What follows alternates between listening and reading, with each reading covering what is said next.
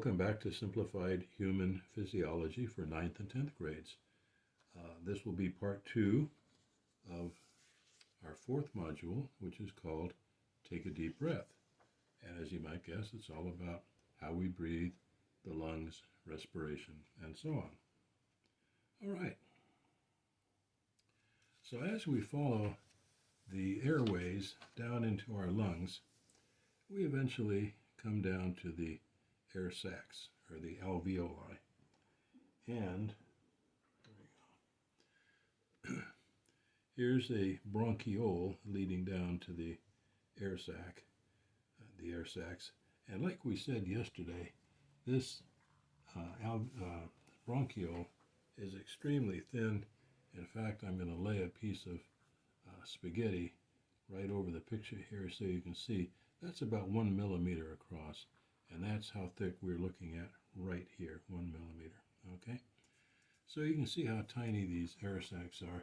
There's about 400 million of them in both lungs, all right?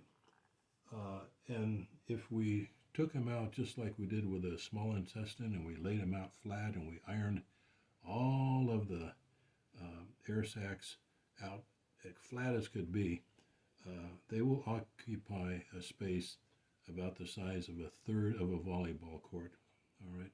So a lot of diffusing surface area for the oxygen and the CO2 to go in and out of the bloodstream from the alveoli, or the air sacs. Here we take a closer look at the air sac, and we see that coming in the blue would be blood that's oxygen poor. Now this doesn't mean completely out of oxygen. It means it's dropped off about 25 to 30% of its oxygen to the body cells. It still has quite a bit of oxygen coming back to the lungs though. So it's not out of oxygen, it's just low, like a low tank of gas. As it goes through the lungs, it drops off its CO2 and picks up oxygen, the blood does, and as it leaves the lungs, it is much more oxygenated or oxygen rich than it was before. Okay, very good. All right. Now,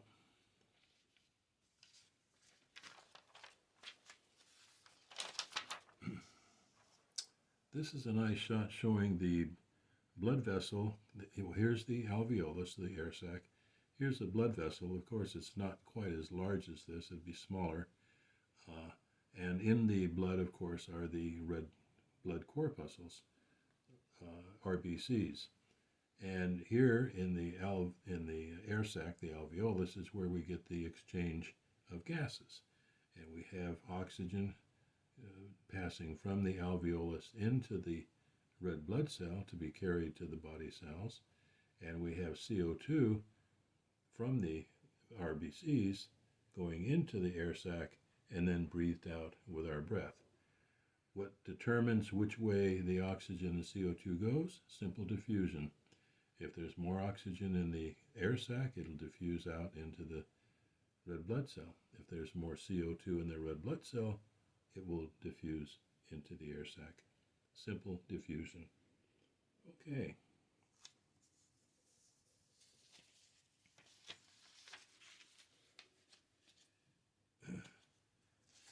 By the way, a couple of things to look at here.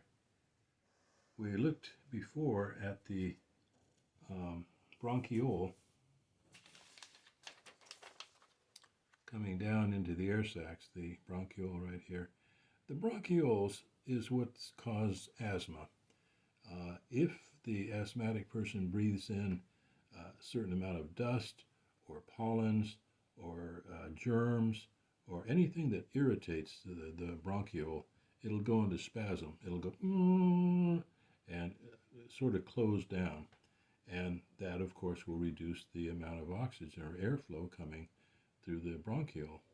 And so this is why asthma is quite a very important disease that we should be aware of. But it happens in the bronchioles. On the other hand, there's a different disease of the air sacs, where if you've been smoking for a long time, like 30 or 40 years, and perhaps you're in contact with a lot of air pollution or industrial pollution that you breathe in, then the walls of the air sac can become stiff and thick. And when they become stiff and thick, obviously the gases cannot move in and out as much as easily as they should, the oxygen and the CO2. This is a condition called emphysema. And my grandfather had this. He was a heavy smoker, and he was a house painter. And so he had both kinds of irritants going into his lungs, and he died, at a fairly young age, and it could have been prevented.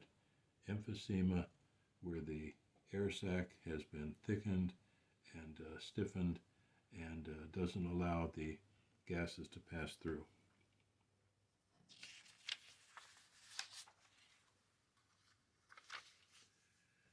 This is the last picture that we'll take of the air sac, or the alveolus. And what I wanted to show here was this critter right here. The lungs are actually full of white blood cells. The white blood cells, we haven't gotten to the diseases part of our course yet, but white blood cells are the ones that fight disease, mainly germs. And we will find them all throughout our body, and a lot of them in the lungs. Some of the white blood cells are specialized to go after germs and grab them and eat them, literally.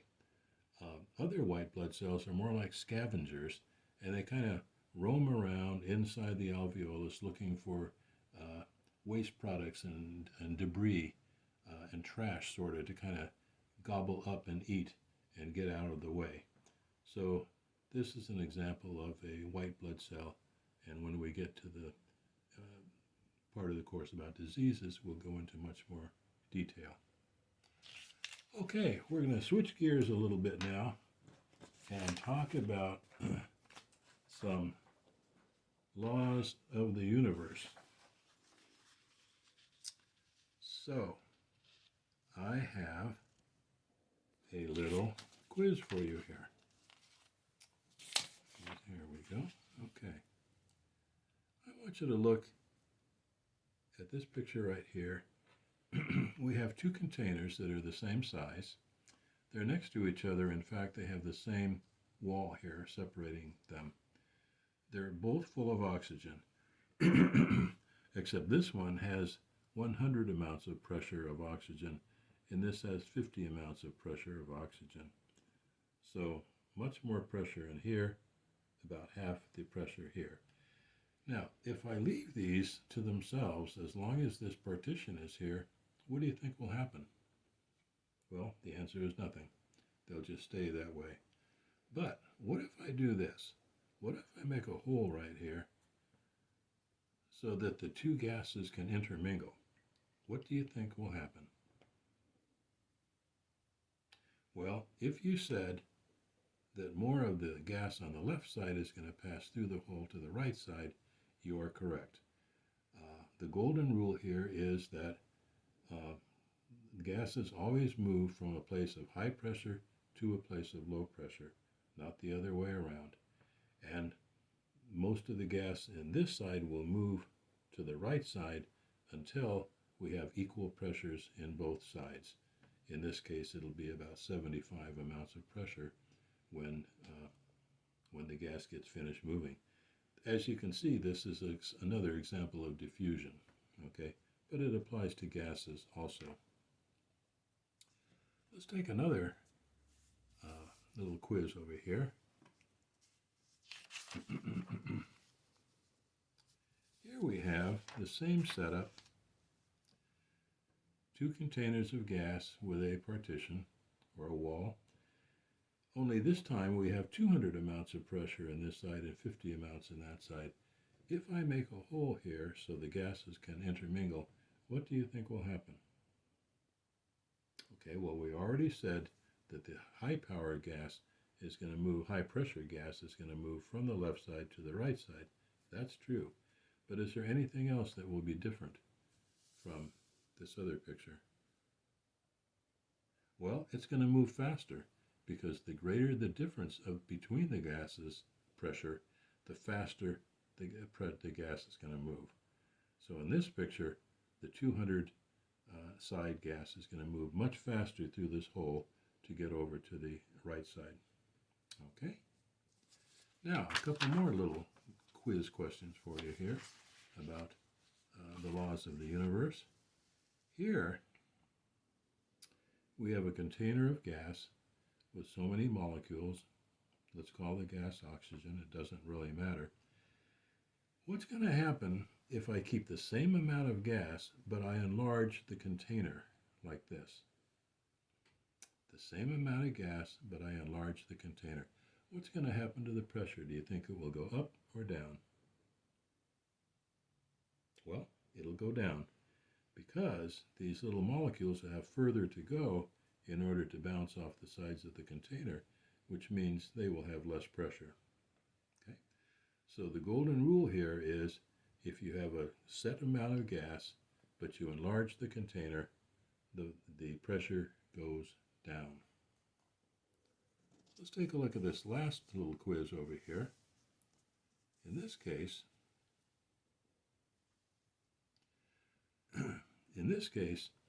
we have the same amount of gas. It was in a large container, but we squeezed it into a smaller container. What's going to happen to the pressure? It's going to go up, right? Because now the molecules have a less distance to go before they bounce off the sides of the smaller container. So the golden rule is if you have a set amount of gas and you reduce the size of the container, the pressure goes up. Now, why are we talking about all these pressures of gases? Because that's how we breathe.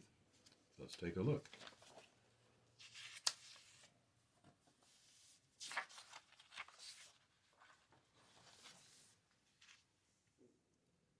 Okay. Here are our lungs, and here's our major breathing muscle, the diaphragm. There are some more minor muscles up in here, we just don't see them, but the main muscle is the diaphragm. Now, the outside air pressure, when the person is not breathing, the outside air pressure and the pressure inside the lungs is the same. If you recall from our unit on the metric system, it would be 760 torr outside and 760 torr inside. But here's what happens. Oh, and so the air is not moving one way or the other. But if the diaphragm pulls down, which it does each time we breathe, the lungs actually become enlarged. And what did we just say about if you have a set amount of gas, but the container enlarges? What happens to the pressure? It will go down. So now we have a lower pressure inside the lungs than we have outside in the regular world. What's going to happen? Air will move from the high pressure outside to the low pressure inside the lungs. And we just inhaled. Now, our exhale is just the opposite. The diaphragm relaxes, pushes back up. The lung volume becomes smaller. Now the pressure inside the lungs is greater than the pressure outside in the outside world. What's going to happen? Gases always move from a high pressure area to a low pressure area, and the gas is going to come out from the lungs, and we just exhaled. So it's a simple matter of making a low pressure area in the lungs to inhale, making a high pressure in the lungs to exhale. Okay? All right. Now, while the air is going in and out, very often what happens is a doctor or a nurse will listen to your lungs or your heart sometimes. The fancy word here is called auscultation. So the doctor or nurse will take a stethoscope, put the ends in her ears, and listen to either your lungs or your heart while you're breathing. Now, what are they listening for in the lungs? The main thing they're listening for is to make sure that the alveoli are clear and they're not filled with fluids. With the heart, what they're listening for is the rhythm of the heart to see if there's any backflow, see if the valves are working correctly, and we'll get into more detail when we learn about the heart. But whenever you go to a doctor or nurse for an examination, they will definitely listen to your lungs and likely your heart, and this is called auscultation. Okay? Very good. In the next picture, we see a man who's breathing through a tube. Notice his nose has been deliberately blocked so he can't breathe that way. And what he's doing is breathing in a particular way through the tube so it can be analyzed in this instrument here. This is called a spirometer, and a spirometer measures your breath. And what it is a drum that revolves around, and as he breathes, a little pin makes squiggles on the side of the lung, up and down, for the amount of breath that's going into his lungs. Again, this is called a spirometer, and it measures breathing. Here's a similar picture showing a person with a tube, breathing through a tube, and it's attached to kind of a canister here full of water so that the canister can go up and down in the water as he breathes. The canister is connected by a pulley to a drum that turns around very slowly, and as he breathes, this pin makes squiggles on the side of the drum as it turns around, and it shows the depth of his breathing and the frequency of his breathing. All right. Now, the man is breathing into a spirometer, and the results of a spirometer are a spirogram, as we see here. The spirogram is really a series of squiggles that show how much air this man has brought into his lungs versus how much air he has pushed out of his lungs while he was breathing. And as we see, down on the x-axis here, we have time in seconds going across this way, and on the y-axis we have a number of liters of air in his lungs from 0 down here up into 6 liters at this point. So, starting right here, the person already has some air in his lungs, referring to the guy that we just saw before. And as he breathes in and out, in and out, in and out, this regular breathing is called tidal air, and the volume is about 500 milliliters, or about this much. This is a 500 milliliter water bottle, okay? So every time, if you're sitting down just relaxing, each time you breathe in, you're taking in about 500 milliliters, or half a liter of air. Now, the instructor says, after you've taken a few breaths, I want you to breathe out as far as you can. So this guy breathes out, breathes out, breathes out, breathes out as much as he can down to here. That's a little over a liter, about 1200 ml, okay? Then the instructor says, come back, breathe back to normal. So the guy comes back to normal, takes a couple of tidal breaths. Then the instructor says, breathe in as much as you can. Breathe in, breathe in, breathe in, breathe in, breathe in, breathe in, breathe in, breathe in, like that. And the guy can't take any more. And the instructor says, now push it all out, push it all out, push all the air out, push all the air out, all the air out, down to there. Whew. And the patient comes back to normal, 500, 500, 500, 500. Okay, so what volumes did we see here when this man was breathing in or out? Well, when he was breathing out, he was pushing out almost a liter of air here, or a little more than a liter, about 1200 ml. Then he came back to normal. Then when he breathed in, he brought in almost 3 liters of air. And then when he breathed all the way out, he pushed almost 5 liters of air all the way out. And then he came back to normal breathing. Okay? Now you might wonder what this area down here is that the squiggles never seem to go down into, and that is air that cannot leave the lungs. There's about 1,200 ml of air that stays in the lungs at all times to keep them inflated. Okay, so this would be a spirogram, and again, it's the squiggles that show the amount and frequency of a person's breathing. Doctors will use this to diagnose how your breathing is, if you have problems. We're going to turn our attention to what controls breathing, and what we're going to find is that at certain places in your body, you have little nerves that detect the amount of oxygen and CO2, okay? And one of the nerves is located in this blood vessel right here. Let's say it's right there. Another of these nerves are located up in the major arteries going up the side of your neck, here and here, okay? Now, these little nerves can analyze the amount of oxygen and CO2 in the blood, and they are called chemoreceptors. Chemo meaning chemicals, right?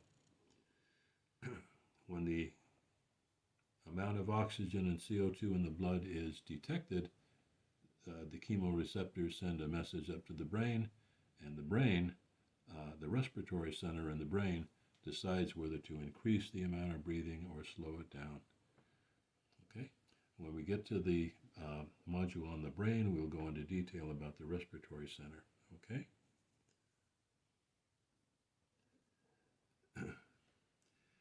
If there's a lack of oxygen in the blood, the chemoreceptor will send a message to the brain, and the brain could increase the breathing rate about twice. But here's what's interesting. If the amount of CO2 in the blood is too high, then we have to get rid of it, because CO2 combines with water in the blood to create an acid, and you cannot have the blood be too acid. And so the respiratory center is authorized, if I can say that, to increase the amount of breathing by 10 times in order to blow off that CO2. It's actually called blowing off the CO2. Let me give you an example. If you run a race, like a 100-yard dash, all right, and you cross the finish line, do you stop breathing? No, you don't. In fact, you're breathing like crazy, right? The reason is that during the race, the amount of CO2 is built up in your blood, and your brain is telling you, get rid of it. We cannot keep the CO2 in the bloodstream. And your heavy breathing at the end of the race is actually blowing off the CO2. And you will do that for, 3 or 4 minutes until all the CO2 is out. Okay?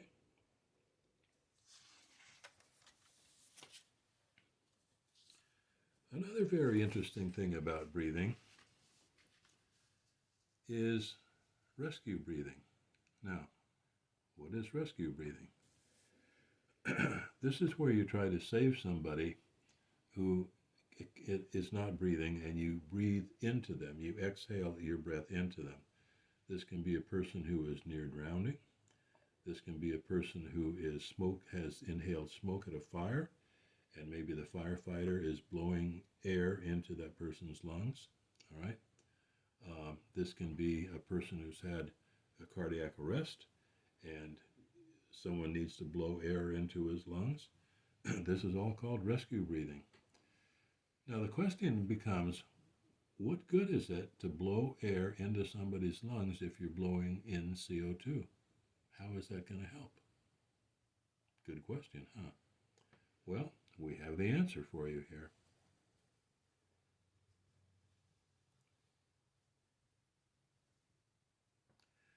When you breathe in oxygen, it's 21% of the mixture of air. But when you breathe out, it's 14%. In other words, it's gone down you've given up about a third of your oxygen to your body cells, but there's still quite a bit of oxygen when you breathe out. And this is how you're helping the person in distress. You're not breathing in, you're not breathing out the whole 21%, but 14% is still a lot. And what you're trying to do is to keep their brain alive. So any oxygen that you can breathe out into their lungs during rescue breathing is going to help them. By the way, as you might expect, when we breathe in, the amount of CO2 coming in from the mixture of gases in the air is very, very small, 0.04%. But when you breathe out, it's jumped up to 5% because all your body cells are getting rid of the CO2, right? And it's jumped up to a high percent. But again, in rescue breathing, what we're looking for is at least a good amount of oxygen is going into the victim's lungs. And that's what saves the victim. Okay? All right.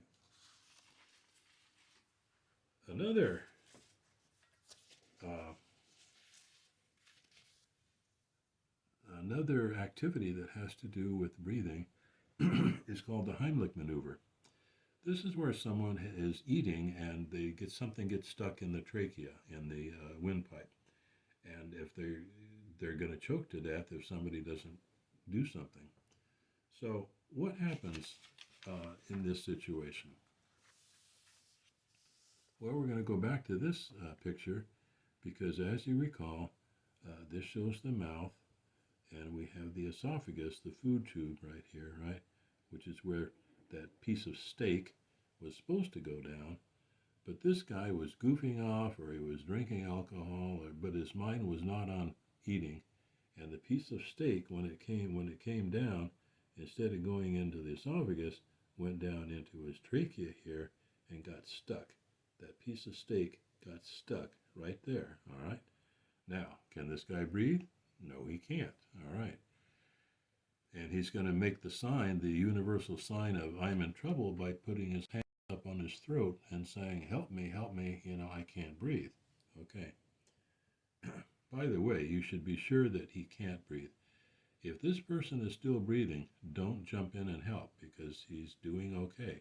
But if he says, I can't breathe, then you have to jump in and do the Heimlich maneuver. The maneuver is really quite simple. Going back to this picture, you recall if the diaphragm goes up, it will compress the air inside the lungs, which makes it a high pressure, and it will push air out of the trachea and the mouth to the outside world. So what you need to do is create a fist right here above the diaphragm and push hard on the diaphragm. Actually, you pull in hard on the diaphragm, which will compress the lungs, which will push air out of the lungs through the trachea, hopefully dislodging that piece of steak. This is called the Heimlich maneuver. It's well worth learning about if you have a chance to do so. There are probably videos that show how to do this. Okay, we are coming to the end of our unit here. I think we've covered just about everything. Oh, there's one little funny thing here. Remember when you were a kid and you tried to hold your breath, and you tried to hold your breath for a minute or two or maybe 3 minutes, and you simply couldn't? Well, why not? It's because the CO2 builds up, right? No matter what you do, your cells are producing CO2, and when it gets to the point where the CO2 is too much, your brain says, start breathing, blow off that CO2, and that's why you can't hold your breath forever. I'm going to introduce you to an interesting word which is used in respiration. It's called hypoxia. Hypoxia. Now, hypo, just the word hypo itself, means under or not very much, right? And oxia means oxygen. So it means not enough oxygen or lack of oxygen. And we're going to talk about two situations where you can run into that. One, if you go mountain climbing, Here's our mountain, okay? Question, is the air evenly distributed throughout the atmosphere? And the answer is no, it's not. Most of the air molecules are down near the surface of the Earth. As you go higher in the atmosphere, there is fewer and fewer air molecules until you get out to about 15 or 20 miles. There's no air at all, okay? No molecules at all. So why is it very dense of air molecules down near the surface of the Earth? The answer is gravity. Gravity pulls on air molecules, nitrogen, oxygen, and CO2, just as it pulls on everything else. Okay? The point for us is that if you are climbing a mountain and you get up to 18,000 feet, what are you going to find? Well, you're going to find that the oxygen content is about 50% as it was down at the bottom of the mountain at sea level. And if you get up to 30,000 feet, which is a little bit more than Mount Everest, you're only going to find 30% of the oxygen to breathe. This is why people climbing mountains like Mount Everest, when they get up to the last few thousand feet, they have to take oxygen bottles with them the rest of the way. They simply don't have enough oxygen to breathe. So again, the higher you go above sea level, the less air there is, and the harder it is to breathe. Okay? And our last example of this will be flying.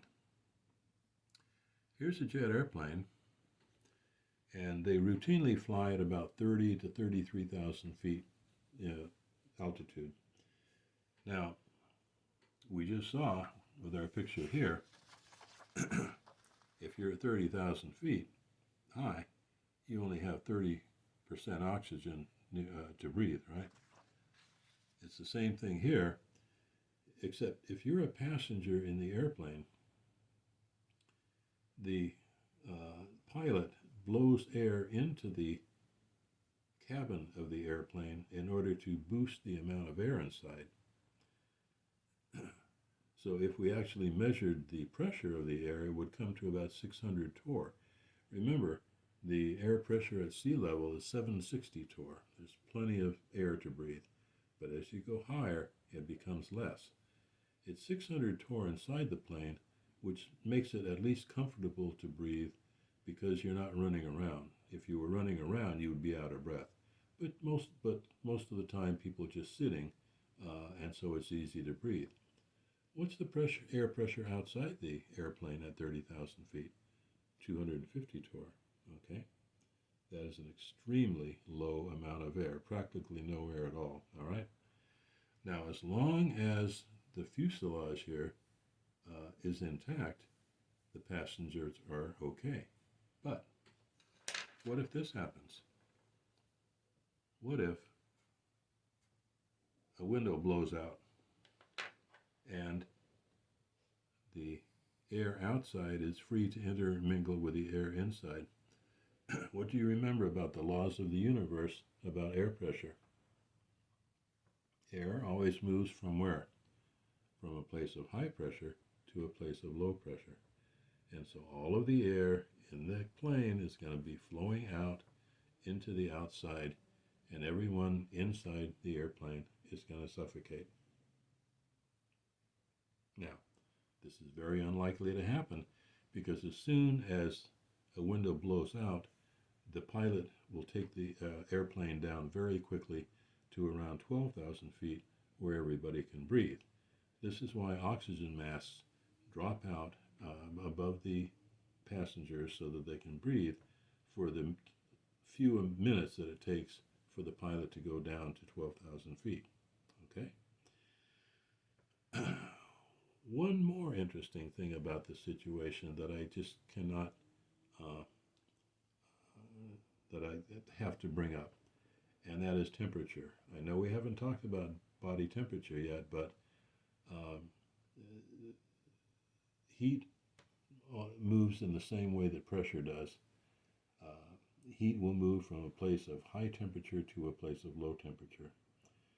And if you're up in this airplane here, then the inside of the airplane is about 65 degrees, very comfortable. But the outside is negative 50 degrees, 50 degrees below zero.